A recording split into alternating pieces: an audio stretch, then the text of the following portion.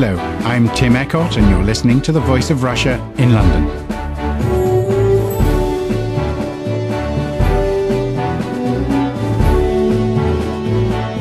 "47-year-old Norman Surplus from Northern Ireland is attempting to become the first man to fly around the world in a gyrocopter. It's a bit like a helicopter and was invented in 1923, but it's the only type of aircraft never to make it all the way around the world. You may remember a bright yellow gyrocopter appearing in the James Bond film You Only Live Twice. Well, Norman is currently in northern Japan, awaiting permission to fly across Russia, and permission hasn't yet been granted. On the line to Soroka City, I asked him to describe his aircraft. It looks a bit like a helicopter, but it flies a bit differently. The rotor is not driven by the engine. The rotor just free spins in the air, a bit like a windmill. And the engine then pushes the aircraft along with a propeller. And so it just auto-rotates while it's flying in the air. It's much simpler to operate than a helicopter. And it is also much more fuel efficient than a helicopter. Maybe uses about a third of the fuel. And talking about the capabilities, what's your range and what's your altitude? Give us some of those facts. Well, usually my range is about 450 nautical miles. I use a spare, an extra fuel bag sitting on the back seat. It's a two-seat aircraft. Altitude, normally it can be anything between 1,000 feet up to maybe 10 or 12,000 feet. But anything higher than that, then you would need to have oxygen. It's an open cockpit aircraft, so it can get very cold up there. I've got a special flying suit that I wear to keep me warm, but it's very, very much like flying would have been in the 1920s. But presumably that's part of the reason why they went out of fashion, is people now want weather protection and they want to be in a little sort of flight deck where they're protected from the elements. Really, why they went out of favour was that the helicopter was evolved out of an autogyro. You would not have a helicopter today if you didn't have an autogyro first. And for many years they were just resigned to being, they were used in films. James Bond flew one very famously in You Only Live Twice, little aircraft called Little Nelly. That was the contraption that he went into the volcano to find the bad guy, wasn't it?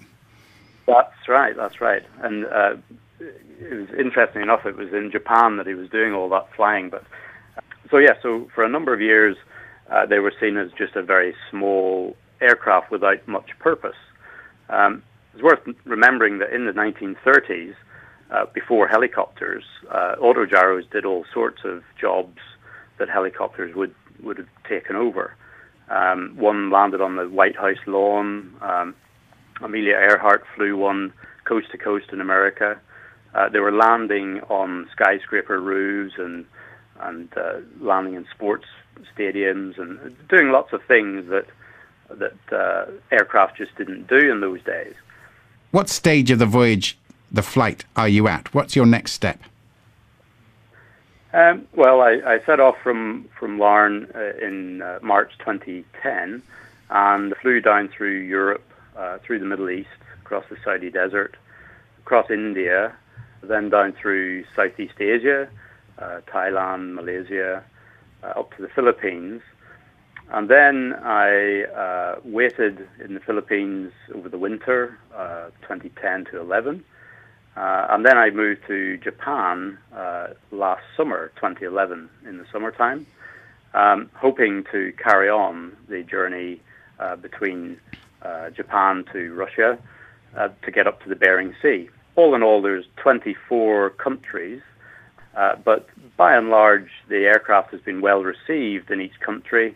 It's quite an unusual aircraft, obviously, but most countries have welcomed it openly, and they're quite interested in how it flies. And sounds like you're building up to tell me you've hit a snag. In many ways, the flying is the easy part in this, and at the moment we are somewhat stuck in Japan, waiting for permission to fly through the far east of Russia between Vladivostok and the Bering Sea. But that permission is very slow in coming. The big problem I've got is that I need to get across the Bering Sea in a very short weather window to get to the Bering Sea. So what's the problem? Has Russia actually said, no, we don't want you flying, or do you feel it's just red tape that's getting in the way? What do you understand is going on?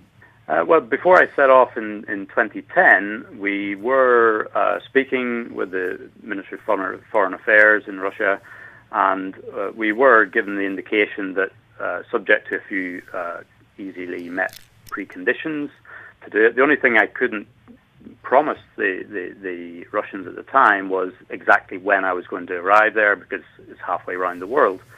And so we were delayed a little bit on the way through, and now it's taken longer than expected to get there. But when I arrived here then and started to look at getting into Russia, then it seems that maybe they've had a change of personnel, and maybe I'm not dealing with the same people anymore. You don't think it's not the James Bond connection that's worrying Russia, you think? Well, I don't know. It is a capable aircraft, but it's not that capable. No, it's not a big expedition. It's quite a small operation. We haven't got a huge sponsor, or it's not like it's a military-sponsored expedition or anything like that. So for people. So when you say small team, are you accompanied by another aircraft? I mean, do you have a ground team? Do they fly on and meet you in places? How does it work physically? No. It's I'm flying the aircraft solo. When I'm actually flying, it's quite difficult to keep up with the aircraft, and because it's such a small aircraft, it can go into very small airfields, and in some parts of the world, that means I'm using small microlight airfields. But equally, I've also flown into the likes of Doha International Airport and Riyadh and some of the major airports of the world. So it's you in the aircraft now. Just briefly, Norman.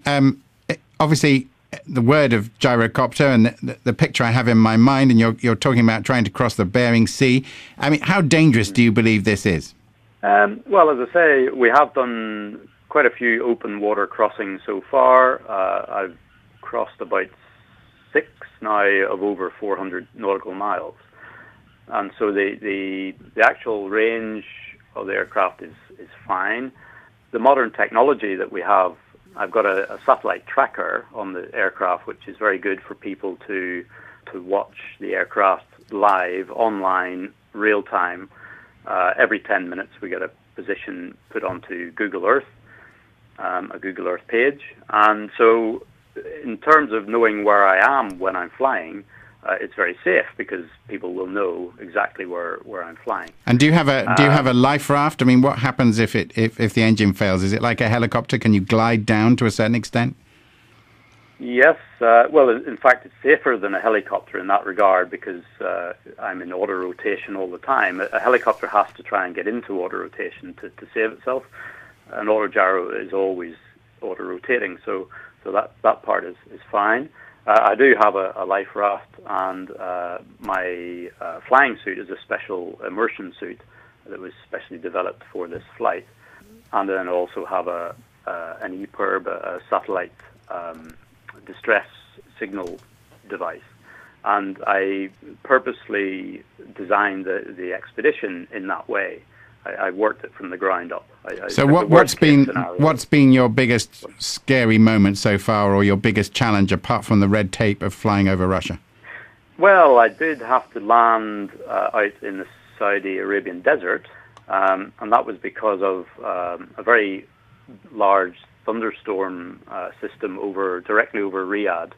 I could hear on the radio up ahead, is about an hour ahead, that major airliners were being diverted away from Riyadh, and I knew it was going to be dark before I would get to Riyadh, and so there's nothing for it, but I had to make a precautionary landing, and so I picked a desert road and with a petrol station and landed at the petrol station, And luckily they had a large shed next to the station, and I was able to stay overnight with two Arabs that were manning the petrol station.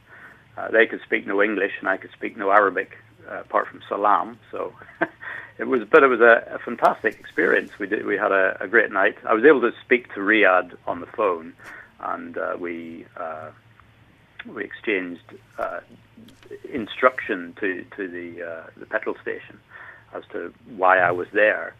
But it was fine, and the next morning I was able to, the best part of the whole thing was I was able to push the aircraft to the petrol pump and fill up with 95 octane unleaded petrol, because the other thing about this aircraft is it runs on normal car fuel. Now, apart from rehabilitating the reputation of the gyrocopter, so to speak, you've got another more serious aim behind this adventure, haven't you? We're raising funds for cancer awareness charities, specifically for bowel cancer, and that's primarily because I had a direct link with bowel cancer, in that I was diagnosed in 2003 with that condition, and at the time of diagnosis I was given 40% chance to live 18 months, and it was while I was recovering from the surgery in a hospital bed. I was watching daytime television, as you do, and there was a program there on about restoring an old autogyro or gyrocopter. And I thought at that time that if I managed to get through this ordeal, then there's something I might like to have a go at. It reminded me that type of aircraft existed. I learned to fly once I got well again, and after a few more years, then I decided to do this trip to help to raise funds for those, to really to put something back into the system. As it stands at the moment, the aircraft is a world record holder. It's the furthest flown autogyro in history at the moment. Okay. So every time we extend that range or that flight, then it becomes even more of a record. So great. Well, I hope the gyros keep turning and that your permission from Russia comes through very quickly. Thank you very much for talking to us today. That was Norman Surplus from Northern Ireland talking about his round-the-world flight in a gyrocopter. To follow his progress, you can go to www.gyroxgoesglobal.com. That's gyroxgoesglobal.com. I'm Tim Ecott, and you're listening to The Voice of Russia in London.